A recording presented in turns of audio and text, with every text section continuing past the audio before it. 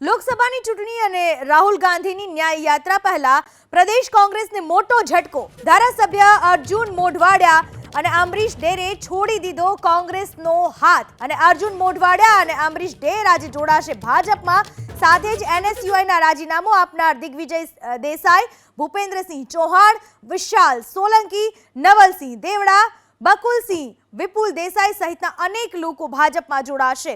1982 થી કોંગ્રેસ સાથે જોડાયેલા અર્જુન મોઢવાડિયાએ કોંગ્રેસને કહ્યું રામ રામ અને પોરબંદરના ધારાસભ્ય પદેથી પણ રાજીનામું આપી દીધું। રાજીનામું આપ્યા બાદ અર્જુન મોઢવાડિયાએ કહ્યું કે તેઓ ઘણા સમયથી કોંગ્રેસમાં ગૂંગળામણ અનુભવી રહ્યા હતા। અર્જુન મોઢવાડિયાના મતે કોંગ્રેસે પ્રજા સાથેનો તાંતણો ગુમાવી દીધો છે। રામ મંદિરના પ્રાણ પ્રતિષ્ઠા મહોત્સવનું આમંત્રણ ઠુકરાવવું યોગ્ય નહોતું।